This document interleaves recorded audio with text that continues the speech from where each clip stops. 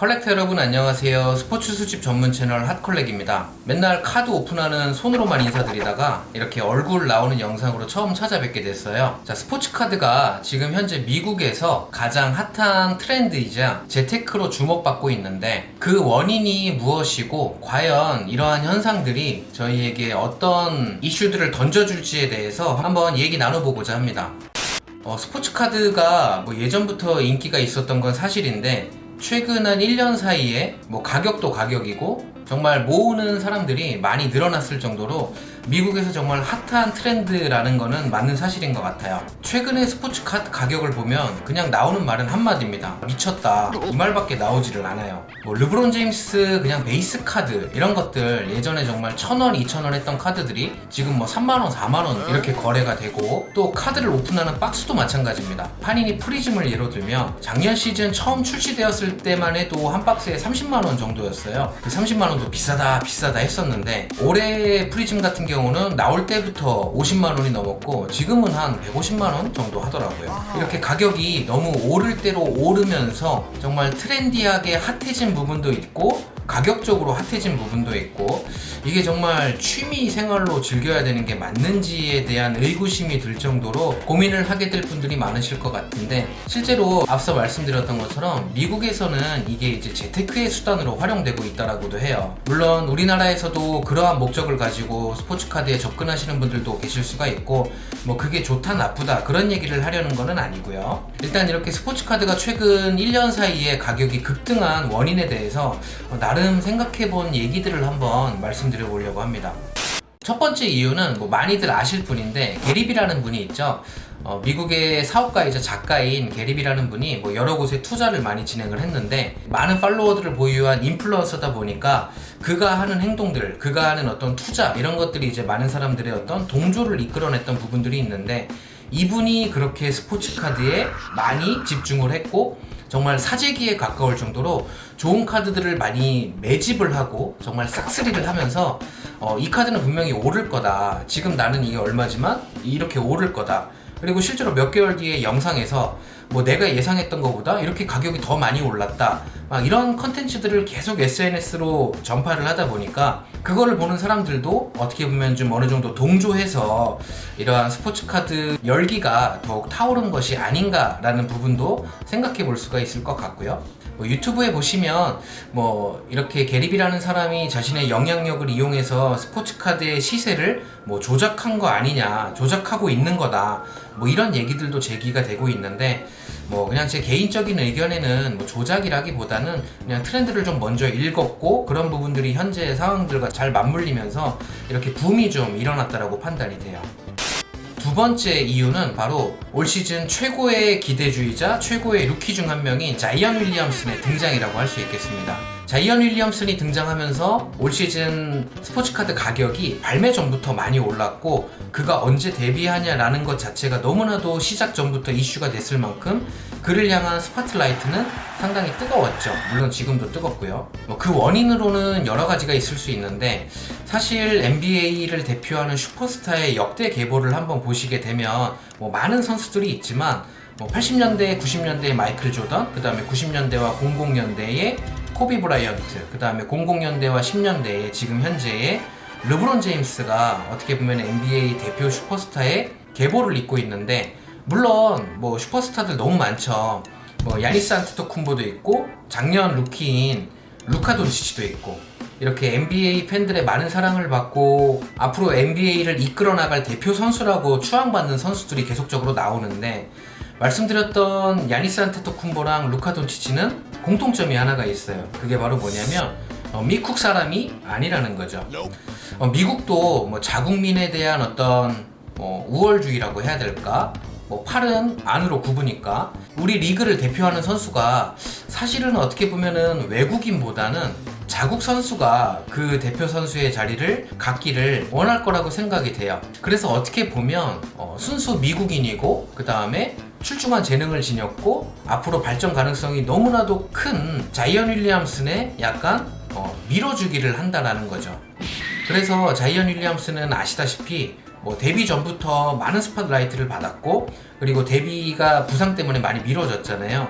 실제 데뷔전도 원래 중계 일정이 없었는데도 중계를 했을 만큼, 그리고 이제 그에 맞는 활약을 또 자이언이 보여주기도 했고, 이렇게 뭐 언론에서 또 그리고 팬들이 그 다음에 또 심지어 음모론에 따르면 뭐 NBA 사무국에서도 자이언 윌리엄슨을 푸시를 해주면서 자이언이 등장하는 카드의 가격이 시작부터 비쌌었어요. 이전에 뭐 야니스 안테토쿤보나 루카 돈치치의 프리즘 루키 카드가 처음 시작했던 가격이 이제 그들의 활약에 따라서 점점 상승을 했는데, 자이언 같은 경우는 데뷔하기 전부터 이미 어느 정도 상승한 가격부터 시작을 했고, 그렇게 싱글 거래 가격이 상승을 하다 보니까 당연히 그거를 뽑을 수 있는 박스 값도 올랐고, 싱글 값은 계속 오르고 박스 값도 계속 오르고, 중간에 이제 도매 거래처에서 뭐 장난도 좀 많이 치는 현상들이 있고요. 그렇다 보니까 사실 예전에는 말씀드렸던 것처럼 30만 원이면 프리즘 한 박스를 할 수가 있었는데, 이제는 30만 원이면 프리즘 한 2팩 정도밖에 못하게 되는 상황이 생긴 거죠.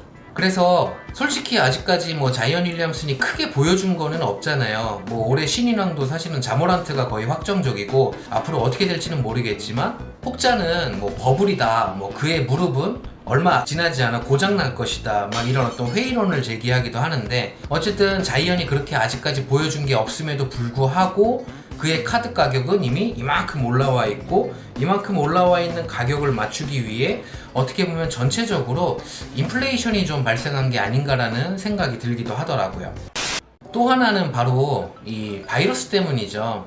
뭐 다들 아시겠지만 미국에서도 확진자가 매일 뭐 몇만 명씩 발생을 하고, 뭐 봉쇄령을 내리기도 하고, 사람들이 이제 외출을 많이 못하다 보니까 집에 있는 시간들이 많아지다 보니까 뭐 말에 따르면 예전에 모았던 카드 앨범 보면서 다시 추억에 젖고, 어차피 밖에 나가서 할 수 있는 게 없으니까 뭐 이베이 들여다보면서 스포츠카드 구매하고, NBA 중계 보면서 스포츠카드 구경하고, 뭐 이렇게 집에서 할 수 있는 어떤 산업들이 더 주목받으면서 게임기도 워낙 사람들이 많이 사다 보니까 가격이 폭등했잖아요. 그와 비슷한 맥락으로 스포츠카드 같은 경우도 그러한 어떤 외부적인 환경, 바이러스 때문에 거래량들이 좀 몰리고 가격들이 더 올라간 결과가 발생하지 않았나라고 판단이 되고요.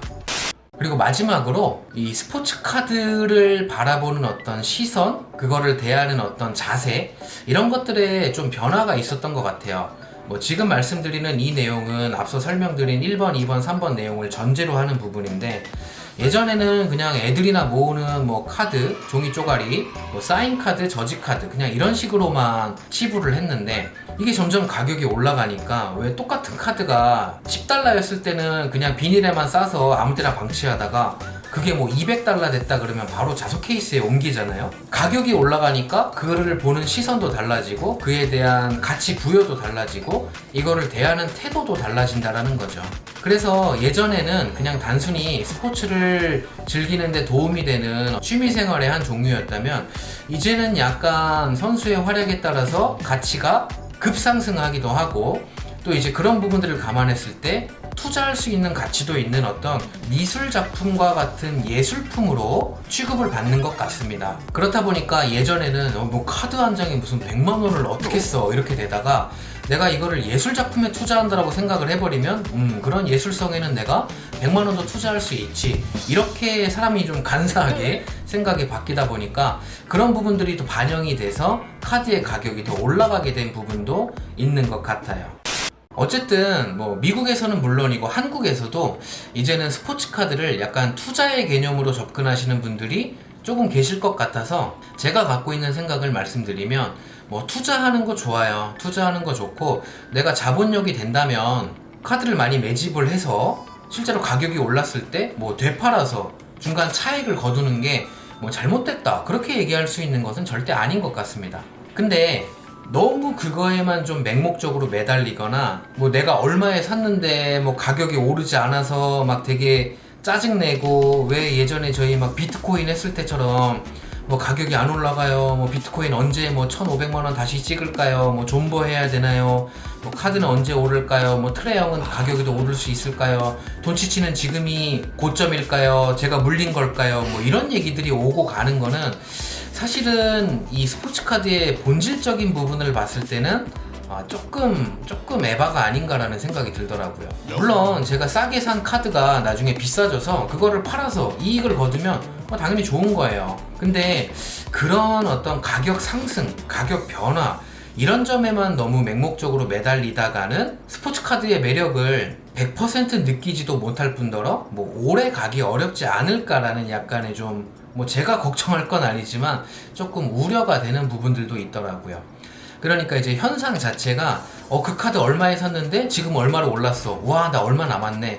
너무 그런 쪽에만 포커스가 맞춰진다라는 거는 사실은 약간 건전한 취미생활로 접근하시는 분들에게는 그렇게 좋은 현상은 아니다라는 게 제가 갖고 있는 생각이라서 의견을 나눠보고자 말씀을 드리게 되었고요. 그리고 이 차액을 저희가 거둔다라는 게 생각보다 쉽지가 않아요. 저희가 고려해야 될 사항들이 생각보다 많습니다. 저희가 구매할 때 가격, 판매할 때 가격, 단순히 그 차액이 저희에게 전부 다 금전적인 이익으로 남는 것은 아니에요. 일단 저희가 구매를 할 때 보통 이베이에서 구매를 많이 할 텐데, 구매할 때 뭐 배대지를 사용하는 경우가 대부분일 거고, 배대지도 뭐 오레곤 같은 경우는 문제는 없겠지만 뉴저지 같은 경우는 인터넷 세일즈 텍스가 있죠. 그래서 그 미국 내 세금도 부담을 해야 되고, 오레곤으로 받아서 세금을 부담하지 않더라도 배대지에서 한국으로 오는 배송비가 들어가고요. $200 이상의 상품을 들여올 때는 저희가 부가세 10%도 납부를 해야 되고, 그리고 저희가 이베이에서 구매할 때 적용되는 환율은 보통 신용카드로 결제를 하기 때문에 현찰 살 때보다 높은 환율을 적용을 해서 구매를 하게 되는 거죠. 근데 이제 저희가 팔 때는 또 뭐가 문제냐면, 뭐 이베이에 판다라고 가정을 하면 개인적으로 팔아도 최소한 15%의 수수료가 빠지고, 달러를 인출을 할 때도 페이팔에서 적용해주는 환율은 현찰 팔 때보다 한 20원에서 30원 정도 낮은 금액으로 인출을 받게 돼요. 100달러에 사서 200달러에 팔았다고 할지라도 기본적으로 1달러당 약 70원의 손해를 보고 계산을 하게 될 수밖에 없는 거죠. 이 정도가 제외되고 수익을 취하는 것이기 때문에 실제로 이런 과정들을 전부 다 감안을 해보면 정말 가격이 엄청나게 떡상하지 않는 이상, 뭐 10배, 20배 오르지 않는 이상, 제가 갖고 있는 것 중에 제일 비싼 게 르브론 탑스크럼 루키를 $1000에 샀는데 지금 한 $8000 하거든요. 이렇게 막 드라마틱하게 가격이 너무 오르지 않고 정말 뭐 약간의 상승폭이라면은 실질적으로 이런 것들을 다 따졌을 때 저희가 이익을 볼 수 있냐라는 점은 약간은 좀 퀘스천으로 남을 수 있을 것 같아요. 그리고 국내에서 거래를 한다라고 하면 뭐 이런 수수료 부분들은 조금 고려하지 않을 수 있는데, 국내 거래의 또 고질적인 문제 중에 하나가 뭐냐면 판매하는 사람과 구매하는 사람의 마인드 자체가 다르다라는 거예요. 판매하시는 분은 이런 마인드인 거죠. 내가 이걸 $100에 만약에 이베이에서 거래가 되면 이거를 구매할 때 들어가는 돈이 달러당 1250원이니까 뭐 한 125,000원 이렇게 제시를 하는데, 구매하시는 분들은 야, 너 그거 이베이에 팔면 $100인데 수수료 빼면 $80니까 어차피 네가 이걸 이베이에 팔면 $80만 남을 거고 거기에 1250원 곱해서 10만원 해주세요. 이렇게 갭이 생기는 경우들이 대부분이더라고요.